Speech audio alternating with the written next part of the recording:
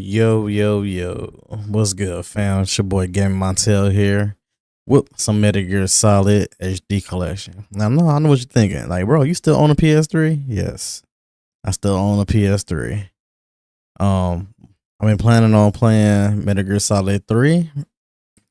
I seen that they were actually remaking it, and while the hype is here, let's go ahead and get into some Metal Gear Solid 3. And you know the vibe. Hit that if you like the vibe. Hit that like and subscribe. Appreciate y'all.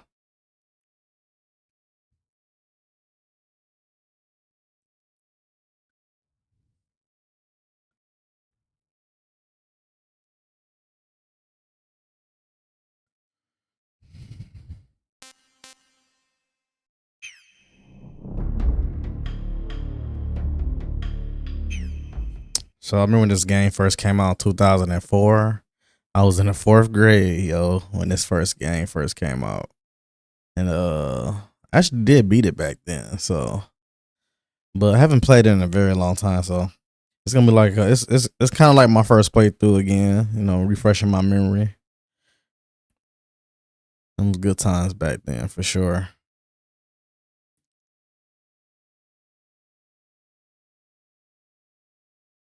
God dang. I know the load screen was gonna be this long. PS3 spoiled me.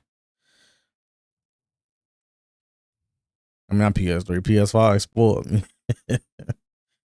Man, we got it good. We got it good these days.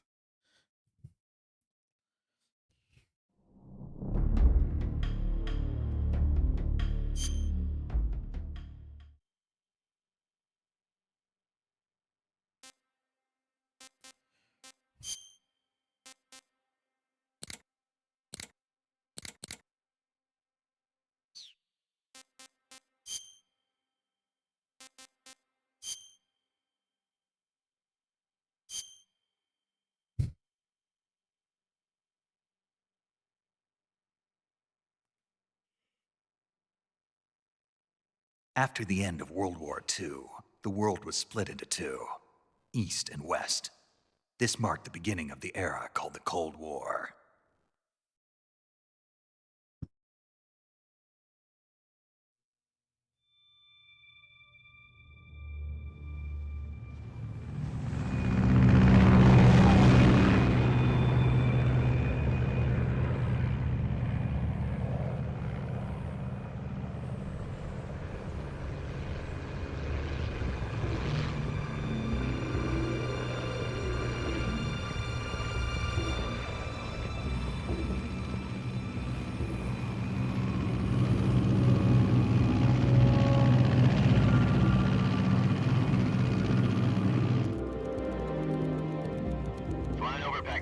Altitude 30,000 feet. Approaching Soviet airspace. 20 minutes to drop off. Commencing internal depressurization. Equipment check. Arm main parachute. All right. You ready to go? Drop zone still showing a high pressure mass. Cav okay. Good. We've got high visibility.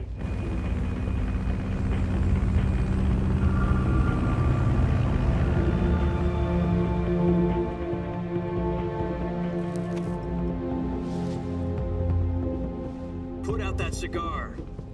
Connecting oxygen hose to interior connector. Put on your mask.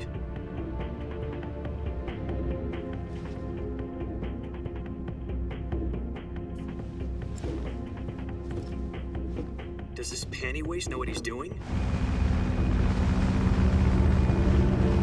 Approaching release point. 10 minutes to drop off. Hey, are you deaf? He said put out the cigar and put on your mask.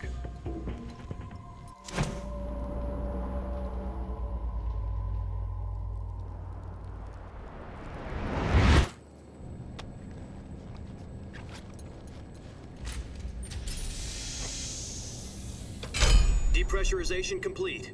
Checking oxygen supply. 6 minutes to drop off. Opening rear hatch.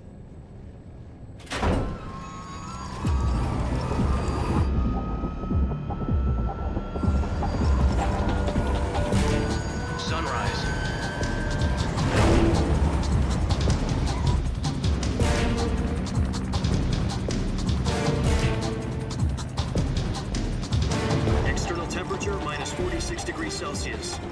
2 minutes to drop off. Stand up. You'll be falling at 130 miles per hour. Try not to get frostbite from the wind chill. 1 minute to drop off. Move to the rear. Activate bailout model. This is one for the history books. The world's first halo jump. 10 seconds to drop off. Stand by. Status okay. All green. Prepare for drop off. Countdown. 5, 4, 3, 2, 1. Spread your wings And fly. God be with you.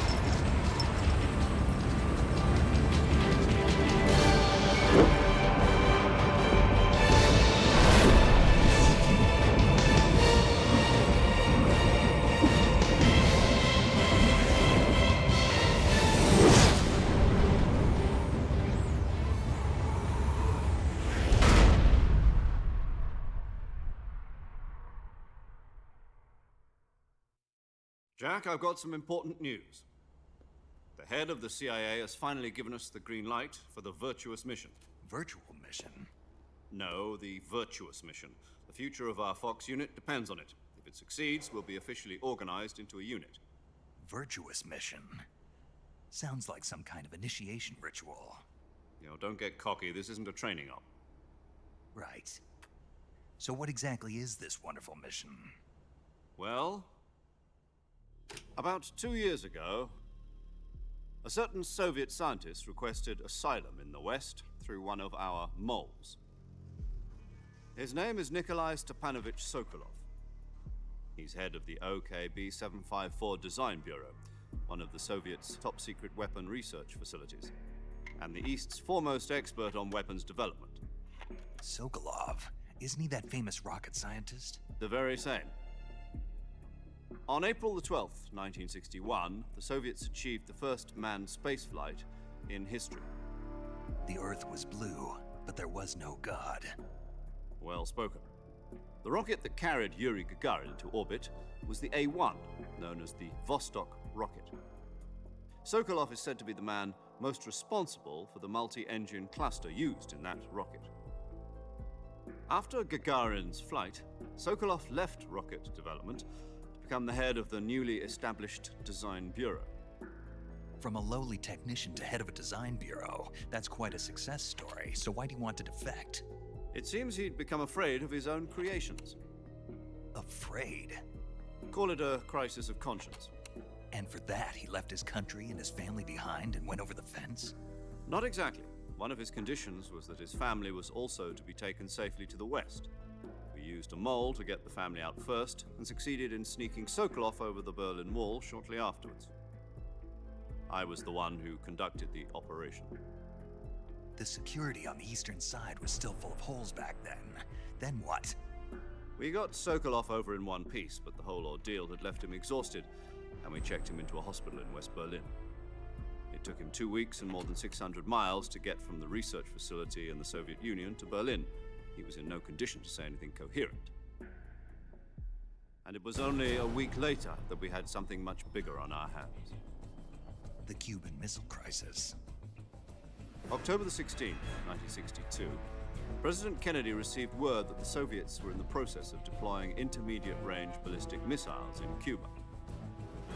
The President demanded that the Soviets dismantle and remove the missiles. At the same time, he announced a naval blockade to prevent further missile shipments from reaching Cuba.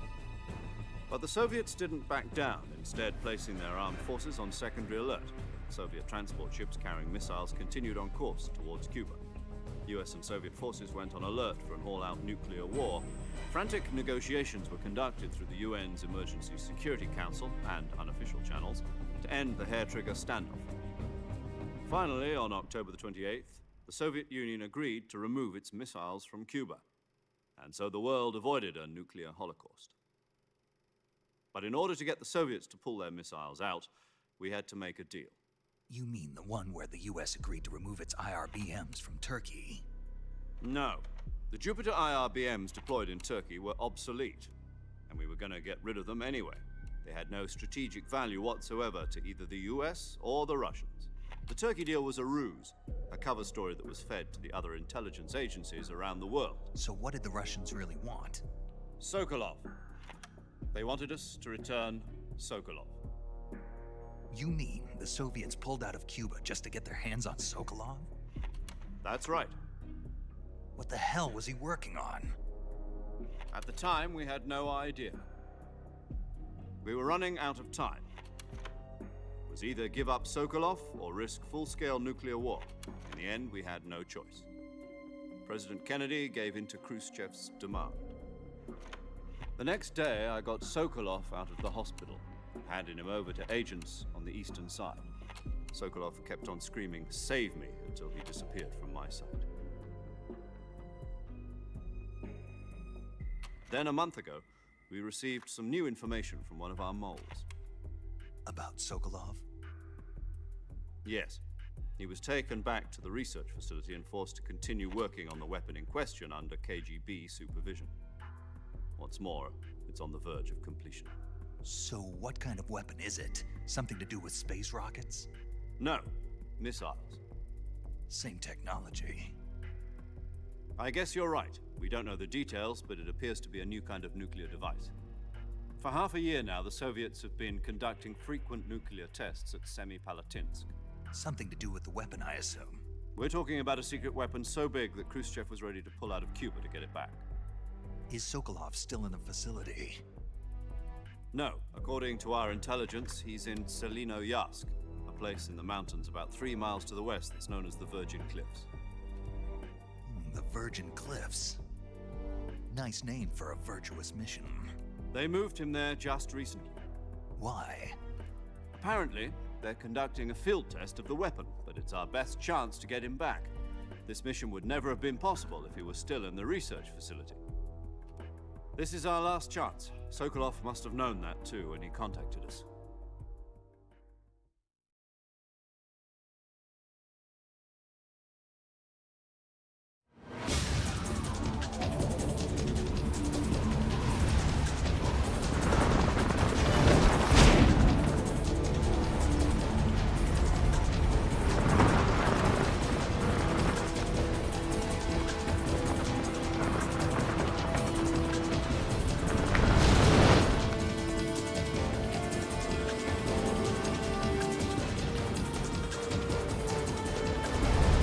Listen up, Jack. Your mission is to infiltrate Selino-Yarsk in the Soviet mountains, ensure the safety of Sokolov, and bring him back to the West.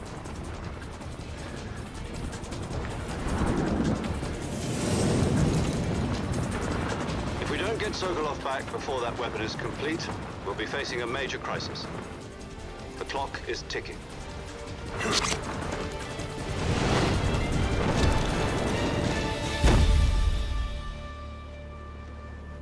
Once we've confirmed the rescue of Sokolov, stand by at the recovery point. A recovery balloon will be dropped at that point. Helium will be pumped into the balloon to inflate it. The process takes about 20 minutes. Once it's complete, the gunship's arm will latch onto the balloon and pull it up. The Fulton surface-to-air recovery system. I'm familiar with the theory. Take it easy. It's been combat-proven. Do you think Sokolov is up to it? The shock will be less than during a parachute jump, and the arm can handle up to 500 pounds. So you're planning on going over the border in a single combat talon? She's equipped with 2 6-barrel 20mm Vulcan cannons, as well as 2 40mm machine guns. Sounds like she could hold her own against a battalion of tanks. Even with the fuel in the reserve tank, we're facing a 4-hour time limit. If all goes well, it shouldn't take more than a few hours. Home in time for dinner. But if anything goes wrong, You'll be eating dinner, breakfast, and all the rest of your meals in the jungle.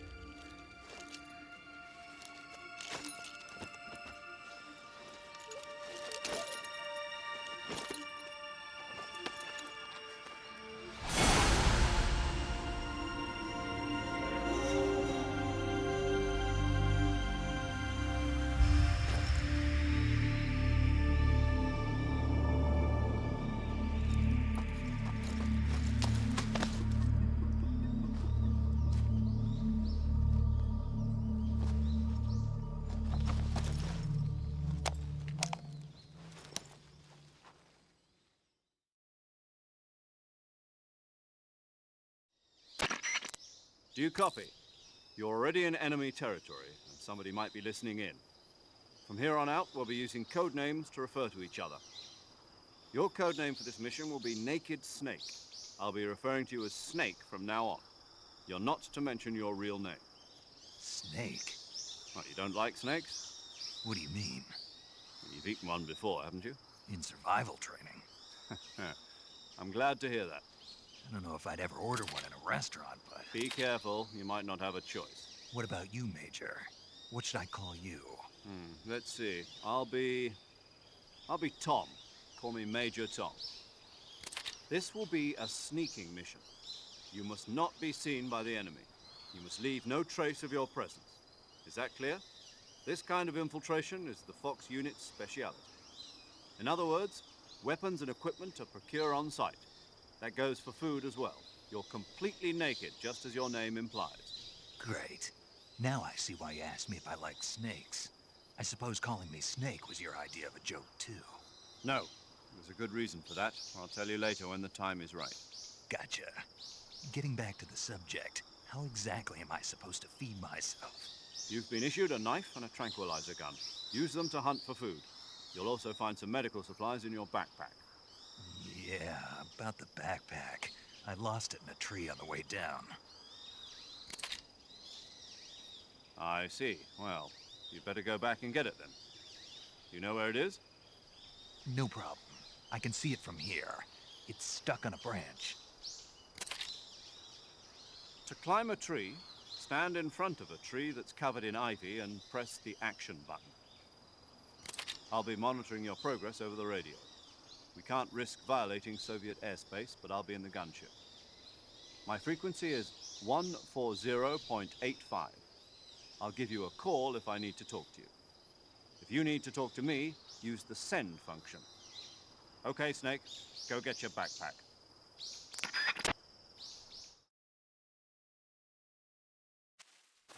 All right, I forgot how long that intro was. That intro was very long and oppressive back then. Yeah, real long. But I'll tell y'all what, if I get, I want to say, let's say 40 likes, we will do this whole entire game series.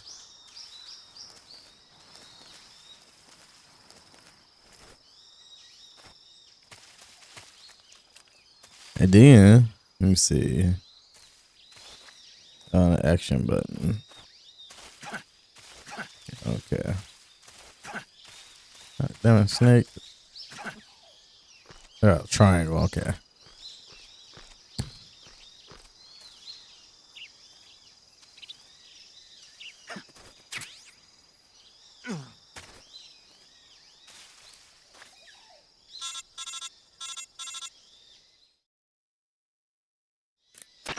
I see you've retrieved your backpack, Snake. To equip a weapon, it's necessary to take it out of your backpack. In the survival viewer, choose Weapon from the backpack. Your available weapons will be displayed in a window in the upper left. From that list, choose the weapon you want to equip and press the Enter button. For other equipped items, just do the same thing from Item. Got it. Use the survival viewer backpack. Yep, that's right. Survival is fundamental to this mission. After you've been out in the field for a while, your stamina will start to drop. If your stamina gets too low, it'll affect your performance. You won't be able to shoot accurately, for example, and your wounds won't heal as smoothly. Keep an eye on your stamina so you don't run out. To recover lost stamina, you can hunt for local flora and fauna. You can use either your tranquilizer gun or your knife to hunt. My only weapon is a Mark 22 Hush Puppy tranquilizer gun? That's right. It's been fitted with its own suppressor. However, the suppressor will deteriorate every time you fire. Once its durability reaches 0, the noise suppression effect will be gone. So don't get too trigger happy with it. The suppressor's durability is shown in the icon. Any weapons and equipment beyond what you're carrying now, you'll have to find as you go. I have to find my own weapons and equipment? Whose crazy idea was this anyway? Solo covert actions are standard Fox operating procedure. You can't leave any traces of your presence.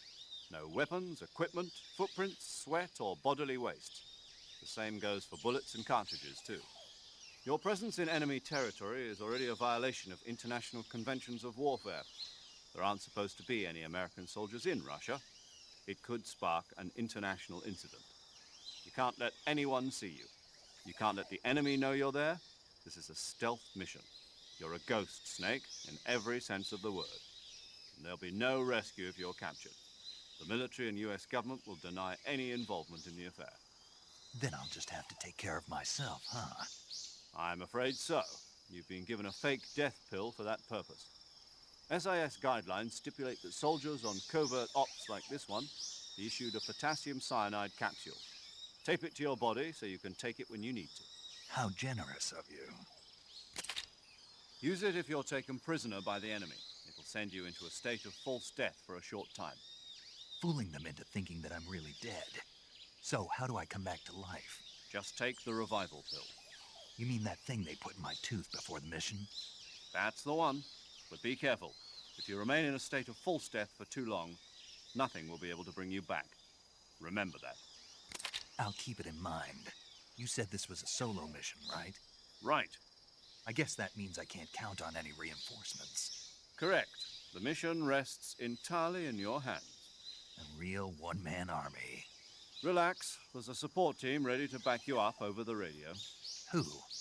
I'll introduce them to you. This time, survival is of utmost importance. The first member of the support team will be in charge of monitoring your physical condition, acting as a medic, so to speak, as well as recording your mission data. She's a member of Fox as well, and she's here on the gunship with me. She? Hello, Snake. I'm paramedic. Nice to meet you. Paramedic. As in a medic who comes in by parachute. Aren't you going to tell me your real name? Are you going to tell me yours, Mr. Snake? My name, huh? It's John Doe. And they call you Jack for short. You're a regular Captain Nemo. A name means nothing on the battlefield. After a week, no one has a name. What's your name? Jane Doe. Very funny. I wasn't joking, but I'll tell you my name only if you manage to make it back alive. My frequency is 145.73. She's also in charge of recording your mission data. Whenever you want to save, send a message over the reserved save frequency, 140.96. So saving lets me record my mission data. That's right. It also records the state of your health. Good to know. There's one more person I want to introduce you to, Snake. Huh? Speaking of snakes, you remember the boss, don't you? A legendary soldier and your mentor. Actually, it was the boss that got the DCI's authorization in the first place. She's going to be serving as Fox's mission advisor. The boss is?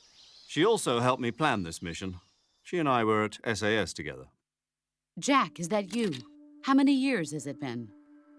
Boss? That's right. It's me. Oh. Talk to me. Let me hear your voice. It's been 5 years, 72 days, and 18 hours. You've lost weight. You can tell just by the sound of my voice. Of course I can. I know all about you. Really? Well, I don't know anything about you. What's that supposed to mean? Why'd you disappear on me all of a sudden? I was on a top-secret mission. You didn't need me anymore. But there were still so many things I wanted you to teach me. No, I taught you everything you needed to know about fighting techniques. I taught you all I could. The rest you needed to learn on your own. Techniques, sure. But what about how to think like a soldier? How to think like a soldier? I can't teach you that. A soldier needs to be strong in spirit, body, and technique. And the only thing you can learn from someone else is technique. In fact, technique doesn't even matter. What's most important is spirit. Spirit and body are like two sides of a single coin. They're the same thing. I can't teach you how to think. You'll just have to figure it out for yourself. Listen to me, Jack. Just because soldiers are on the same side right now doesn't mean they always will be. Having personal feelings about your comrades is one of the worst sins you can commit. Politics determine who you face on the battlefield. And politics are a living thing. They change along with the times. Yesterday's good might be tomorrow's evil. Is that why you abandoned me? No, it had nothing to do with you. I already told you, Jack. I was on a top-secret mission. A soldier has to follow whatever orders he's given. It's not his place to question why. But you're looking for a reason to fight. You're a natural-born fighter, but you're not quite a soldier. A soldier is a political tool, nothing more. That's doubly true if he's a career soldier. Right and wrong have no place in his mission. He has no enemies and no friends. Only the mission. You follow the orders you're given. That's what being a soldier is. I do whatever I have to get the job done. I don't think about politics. That's not the same thing. Sooner or later, your conscience is going to bother you. In the end, you have to choose whether you're going to live as a soldier or just another man with a gun. There's a saying in the Orient, loyalty to the end. Do you know what it means? Being patriotic. It means devoting yourself to your country. I follow the president and the top brass. I'm ready to die for them if necessary. The president and the top brass won't be there forever. Once their terms are up, others will take their place. I follow the will of the leader, no matter who's in charge. People aren't the ones who dictate the missions. Then who does? The times. People's values change over time, and so do the leaders of a country. So there's no such thing as an enemy in absolute terms. The enemies we fight are only enemies in relative terms, constantly changing with the times. As long as we have loyalty to the end, there's no point in believing in anything, even in those we love. And that's the way a soldier's supposed to think? The only thing we can believe in with absolute certainty is the mission, Jack. All right, but do me a favor. What is it? Call me Snake. Snake. Oh, right. Your codename is Snake. It suits you well. That's right. The legendary unit that the boss put together during World War II was a snake. The Cobra unit, a group of heroes that brought the war to an end and saved the world. As long as you've got a legendary hero backing you up, you'll be fine. Isn't that right, Snake? Yeah, I can't think of anyone else I'd rather have with me. Oh, and one more thing, boss. Yes? It's good to hear your voice again. Same here. After all, who knows if either of us will make it out alive? Snake, you are always best at urban warfare and infiltrating buildings. But this is the jungle. Survival is going to be key. Those CQC techniques I taught you are sure to come in handy. CQC? Close quarters combat, huh? I've been in the Green Berets for the past few years. I'm probably pretty rusty. Not to worry. I'll be here to help you remember. After all, this is your first actual survival mission. I'll be supporting you over the radio. Where are you, boss? Next to the Major? The boss is communicating with us by radio from aboard a Permit-class submarine in the Arctic Ocean. My frequency is 141.80. Call me if you need my advice on battle techniques. Gotcha. Your mission is to retrieve Dr. Sokolov. Dr. Sokolov is being held in an abandoned factory located to the north of your current position. Avoid heavy combat and don't let anyone see you. Don't forget that this is a stealth mission.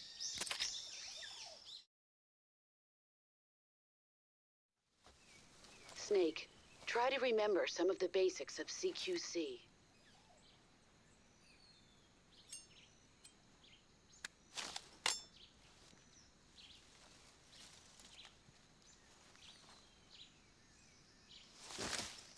Commencing virtuous mission now.